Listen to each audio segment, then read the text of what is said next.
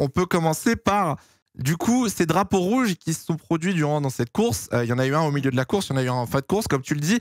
Le problème de cette règle, c'est que sous drapeau rouge, on peut changer de pneus. On peut changer de pneus, mettre des pneus neufs, mettre des pneus tendres, médium, faire ce qu'on veut, et ça compte parmi les pit stops obligatoires.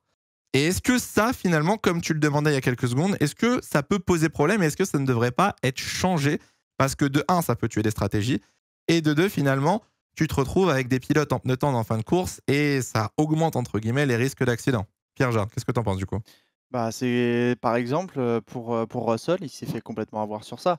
Tu avais Mhm. la bonne strat, tu avais fait ce qu'il fallait. Après, est-ce que du coup, ça empêche pas aussi des fois la strat de se dire: «Je vais rester devant au cas où, je vais pas pit sous safety car». Enfin, tu as plein de paramètres à prendre en compte. Moi, je trouve que c'est une question qui se pose, qui a le mérite d'exister pour le coup. Mhm. Après, je sais pas les règles en profondeur sur le drapeau rouge au niveau, par exemple, tu peux toucher à la voiture en soi, tu sais, tu peux, changer Ouais. l'aileron, et cetera. Tu peux y toucher un peu donc ça là, par exemple, pour le coup, ça m'a déplu, tu vois? Ça a un peu niqué la Ok. course même au milieu et au moins s'il y a un drapeau rouge à la fin et qu'on veut arrêter de finir les GP sous safety car, ça pourrait aussi passer par là, par le fait d'avoir, pas de changement de pneus possible, sous drapeau rouge, si tu n'as pas pit avant. Mhm. Alors, avant de te donner la parole, Alex, il y a plusieurs problèmes, entre guillemets, avec cette idée. Je vois que dans le chat, c'est assez partagé. Il y a beaucoup de non quand même. Non, il ne faut pas enlever cette règle. Le problème que tu vas avoir, moi, je suis d'accord avec toi que changer de pneus sous safety car, ou en tout cas que le pit compte comme le pit mandatory, ça pose problème parce que ça tue les stratégies. Sauf que tu vas arriver à un stade où les équipes vont jouer là-dessus parce que si on reprend le dernier restart avec le drapeau rouge, tu vois Mmh. vraiment 16 pilotes partir en pneus hard froid. Bah, c'est ce qu'ils ont fait d'ailleurs, Bah, il y a un tour en bah, le soi. premier, restart, c'était en hard pour tout le monde d'ailleurs. Non, mais tu vois, Non, les gens vont Bah, commencer à comme dire un tour ça. de formation. Deuxième chose, imagine des pilotes roulent sur des débris, etc. Les équipes vont commencer à jouer sur ah ouais, mais non, on a crevé, on a cassé un pneu, on a abîmé un pneu à cause des Ouais. débris, on peut le changer. Comment ça se passe, tu vois? Et c'est l'une Ouais. des Et raisons ça de va pourquoi commencer on à garde jouer cette sur la règle, hein. Mmh. sécurité en fait. Et donc du coup, Ouais, c'est OK, pour je ça vois. qu'avec le red flag, on remet tout à plat. Vous pouvez changer, vous pouvez remettre les pièces si réglementairement c'est la même config que celle qui a été cassée, tu vois? Fair enough. ouais. Mais c'est une Dans question ce aussi cas, de tu peux sécurité. dans ce cas, tu Mmh. peux faire, c'est en F2 qu'il y a une règle comme ça? Sous VSC, le pit stop compte pas vraiment? Oui. Tu peux faire ça aussi en soi. Faire en sorte que ça compte pas vraiment. Tu peux Mhm. toujours changer de pneus pour avoir des pneus neufs, mais en soi, ça compte pas. Alex, toi, qu'est-ce que tu en penses justement de cette règle de changer de pneus sous drapeau rouge? Tu penses que c'est un problème ou pas actuellement en Formule 1? C'est un problème, mais qu'on ne peut pas régler. Et c'était exactement cet argument que j'allais dire, c'est que de toute façon, tu peux pas changer la règle parce que tu joueras toujours sur des points de règlement. Et Mhm. on sait qu'en Formule 1, Mmh. chaque point de règlement est un vice possible parce que c'est pas blanc ou noir, c'est un peu gris. C'est-à-dire Ouais, qu'il y a clairement. toujours des zones grises dans chaque point de règlement et que tu pourras jouer sur la sécurité. Et c'est pour ça que ça fait partie des points en Formule 1 que tu ne pourras jamais régler. Parce qu'il y a toujours des points de sécurité. On peut dire, Mhm. une écurie peut facilement aller prouver à la FIA en disant: ah, on a un problème sur le pneumatique. Tu vois, et mettre un petit Je suis coup de d'accord. un petit coup de couteau dans le pneu, sans déconner, mais c'est juste que tu joueras toujours sur des petits points Ouais, de c'est vrai. règlement. Et en fait, ce problème-là sera un problème qui ne pourra jamais être réglé en Formule 1. Alors après, moi, il y a un autre point que je voudrais souligner sur ces drapeaux rouges aussi, qui n'est pas relié à la stratégie, mais plutôt au déclenchement de ce red flag, et j'aimerais bien avoir votre avis là-dessus, parce que si on regarde le cas pardon, de Russell, qui boxe sous safety car pour mettre ses pneus hard, en même temps que Carlos Sainz et Ocon, si je ne me trompe pas, il y a ensuite un red flag. On Ouais, est d'accord? Alors que si le red flag avait été déclenché directement, il n'y aurait pas eu cette perte de position. aussi, Est-ce ouais. que le fait de mettre une safety car, voire VSC avant le red flag, ça pose pas problème, ça aussi? Parce que Euh, du coup, les pilotes essayent de jouer sur la stratégie, Alex. en fait, la situation est qu'il faut la regarder dans la globalité. Quand il y a le crash d'Alexander Albon, il y a l'étude de cas. Qu'est-ce qui s'est Mhm. passé? Mmh. Comment ça se passe? Et c'est là la procédure qui est en train de se passer du côté de la direction de course. Safety car, quasiment directement, quasiment instantané, parce qu'il y a une voiture qui est sur la piste, a fait un peu penser notamment à Abu Dhabi 2021, ce qui était un cas absolument logique de mettre la safety car. Le Mhm. problème, c'est que dans cette étude de cas, il faut voir qu'est-ce qu'il y a, quelles sont les conséquences au-delà de la voiture sur la piste. Il y a les Tech Pro. Les Tech Pro ont été impactés, les Tech Pro ont été endommagés, et il faut les remplacer. Et pour les mettre de manière réglementaire, bah, ça prend du temps. Et donc, bah, au moment où il faut mettre la safety car, bah, ils l'ont mis, cette safety car. Mais Mhm. en attendant de mettre le red flag, il y a toute une étude de cas. Et c'est ce qu'ils ont fait. Et quand ils ont vu l'état des tech pro, l'état de la piste, l'état de la situation dans la globalité, bah, ils se sont dit autant mettre un red flag parce que sinon ça va prendre énormément de temps et on va passer au moins 20 minutes de safety car. Ok, Pierre-Jean, ton avis? Oui, tu peux pas lancer un drapeau rouge directement quoi qu'il arrive, vu que dans tous les cas, euh, au début, en fait, le temps de réfléchir, est-ce que je dois Ouais. mettre un drapeau rouge direct ou pas? Tu mets les pilotes en danger parce que du coup, tu fais rien. Enfin, tu as juste Ok, un ouais. double drapeau jaune ou un drapeau jaune, tu as Mhm. une voiture qui est sur la piste. Le temps que tu réfléchisses à est-ce que, si je mets la safety car, je pourrais pas mettre de drapeau rouge? Tu sais, genre, tu Ouais, pourras jamais le mettre la directement, donc décision, ok. ouais, donc tu es obligé de mettre la safety car de toute façon au début, Ouais. limite pour analyser. Ok. Parce que finalement, ça revient, ce problème, on l'avait eu à Jeddah en 2021, quand c'était Hamilton qui avait box et que Schumacher s'était sorti, on avait eu un red flag et du coup, Verstappen avait gagné une position, du coup, grâce au red flag.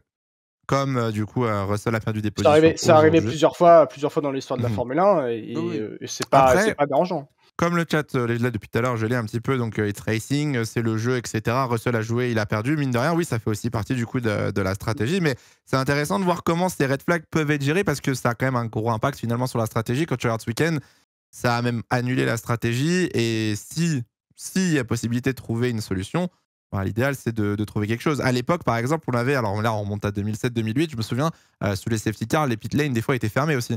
Oui. Si je me souviens bien, on pouvait pas box et bon. Et même sortir.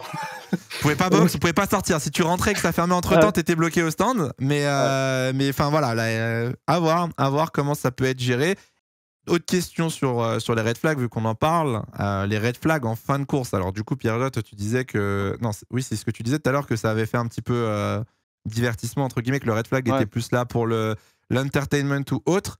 Comment tu gères, pour vous en tout cas, et le chat, même question, comment pour vous, vous aimeriez gérer les fins de course comme ça, quand il reste 3-4 tours, et que tu as une safety car et un red flag? Pierre-Jean, dans l'idéal, toi, tu le verrais comment, la relance parfaite? En fait, je me suis déjà posé la question et tu peux pas ne pas décompter les tours, vu qu'il y a l'essence Mhm. et qu'on peut pas en rajouter. Après, est-ce que les voitures font de l'économie d'essence, sous la safety car? Qui du coup Oui, forcément, t'es pas à mais fond, donc tu gagnes un petit peu d'essence, enfin, t'en dépenses moins, pardon. ou sur ça, moi personnellement, je serais pas contre le red flag, mais du coup, il faudrait en vrai, si c'est à but, de spectacle, dans l'idée, Mhm. parce que c'est ce que je cherche à faire de toute façon, la FOM, la FIA, tout ça, genre, si ils cherchent à vendre leurs produits, Alex, si, c'est le principe. Pas la FIA, pas la FIA. Oui, Pas mais la même chose. oui, OK, Ah, j'ai Pas la pas même j'ai pas chose. la bonne orga, mais bref, le but c'est la en soi F1. de la F1, ouais, voilà, de vendre, de vendre le spectacle en soi. Est-ce qu'il faudrait pas du coup voir pour un autre drapeau? Tu vois? Genre, tu as plein de Mais questions qui se posent. alors avant, Alex, que tu prennes la parole, parce que je pense que tu as très bons arguments sur ce que Pierre a dit, est-ce que l'idée même de faire une fin de course pour le spectacle devrait être envisagée, tu vois? Est-ce qu'on devrait réellement réfléchir à une solution pour qu'on puisse avoir une fin de course divertissante? Ou alors, le sport est le sport, et mine de rien, si c'est sous safety car et qu'on tape 10 tours sous safety car et que la course est ruinée, mais c'est comme ça, tu vois? Et il est là Le- la question à se poser, Alex. Vas-y. Moi, la seule question qui, moi, je trouve mérite un débat, c'est est-ce qu'il fallait mettre un départ arrêté ou une relance? Un Je départ suis d'accord. lancé. Ok. Parce que là, on peut évoquer la situation. Écoutez, on est en fin de course. Il peut y avoir un manque de lucidité de tous les pilotes. On a couru quasiment pendant 2 heures. Je crois que dans la globalité, Nicole Kemmerg, il avait dit qu'il était resté quasiment 3 heures dans la voiture, ou plus. Après ça, je suis pas Ouais, d'accord, hein, fait- sur le manque de Ce qui lucidité. fait, ce qui est quand même Ok. très long pour une course de Formule 1 à haute intensité.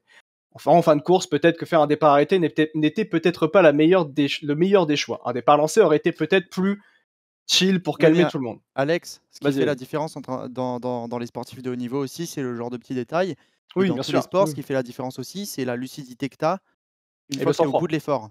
Ouais. Du Je coup, suis ça d'accord compte, avec je ça, hein. trouve, dans le calcul. Je suis d'accord avec ça, mais c'est pour aller dans le sens de ceux qui disaient justement fallait pas mettre sur red flag ou fallait pas relancer la course, fallait terminer sous safety car. Mmh. Le choix étant aussi que ça a été fait de cette manière-là par rapport à la fin de course. Mais moi, il y a un truc, moi je sais qui m'a énormément énervé. Ce n'est pas la direction de course qui a tourné le volant de Pierre Gasly pour mettre Esteban Ocon dans le mur, enfin qui a fait tout ça. Ce n'est Ouais. pas la direction de course qui a mis Logan Sargent dans le cul de Nick De Vries. Ce n'est pas la direction de course qui a mis Carlos Sainz dans la voiture de Fernando Alonso. Ce n'est Mhm. pas eux qui ont fait ça. Et les gens vont me dire, oui, c'est la direction de course qui a fait ce restart-là. Ok, très bien. Vous êtes né de qui? De votre mère. Est-ce que c'est de la faute de votre mère si vous faites toutes ces conneries? Non mais Je vois non, mais l'idée, voilà, mais la mais métaphore, voilà, j'ai envie de me c'est foutre en que l'air quoi. Genre, c'est comme j'ai ça. envie de C'est me foutre en l'air. Hein. voilà, c'est pas de la faute. Il a dit de Mais votre non, mère mais et on c'est s'est comme si- regardé. Tu vois? Il va où?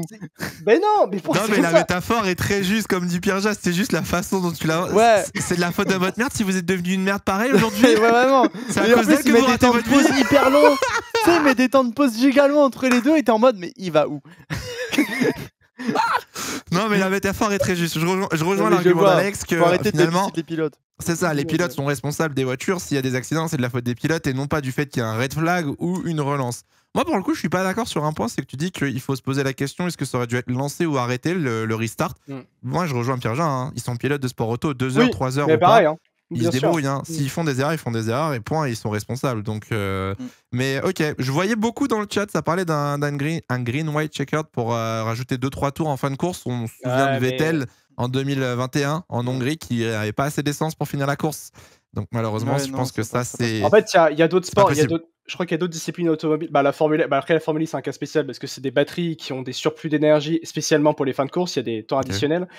Et en IndyCar, je crois, c'est un peu pareil. Ils peuvent, comme il y a du refuel, ils peuvent ajouter des tours, justement. Mais là, pour le coup, c'est clairement pour le divertissement. Hein. C'est à la Ouais, différence c'est de la ça, le Formule 1. truc. Il faut pas l'oublier. C'est un peu le problème. Mais c'est vrai que je pense que de toute façon, mine de rien, si tu regardes la globalité du week-end, c'est ce que je disais tout à l'heure, les commissaires ce week-end, que ce soit en F2, F3, finalement peut-être même en F1, ça a été un petit peu compliqué à gérer avec tout ce qui s'est passé, Ouais. avec tous les Les incidents. commissaires de piste sont des êtres humains. L'être humain n'est pas infaillible. Justement, l'être humain, il fait d'erreurs. Donc il faut aussi être clément par rapport à la direction de Et course. d'ailleurs, à chaque fois qu'on a des week-ends comme ça, parce qu'on n'a pas reparlé d'ailleurs de ce qui s'est passé en après-course, et on peut en parler après si vous voulez, mais gros soutien aux commissaires de piste. Il faut bien différencier les commissaires de la direction de course et les commissaires de piste qui sont sur la piste, les marshals, parce que pour ceux qui n'ont pas suivi l'après-Grand Prix, les spectateurs sont rentrés sur le circuit pendant que les voitures tournaient encore, envahissement de circuit. Les voitures qui étaient au virage 1 n'avaient pas fini d'être enlevées, donc il y avait des tracteurs, il y avait des dépanneuses, les voitures étaient encore chargées électriquement et les spectateurs étaient autour. Et il y a eu un gros taf des marshals sur place qui ont évité qu'il y ait le moindre accident ou quoi. Donc un gros GG à eux et à tous les marshals de base, tu vois, parce qu'ils ont très bien assuré. Et à la différence de tout à l'heure, quand il y a un spectateur qui s'est pris un débris, là, c'était pas la faute du Grand Prix. Là, c'est clairement la faute du Grand Prix. C'est les spectateurs, malheureusement, qui forcent pour aller sur la piste, etc. Mais bon. Mais ça, c'est leur gars, ça. Oui, c'est leur gars. C'est leur gars, malheureusement, tu vois. C'est aussi les gens qui sont cons, tu vois. C'est triste à dire, mais malheureusement, c'est un peu le problème.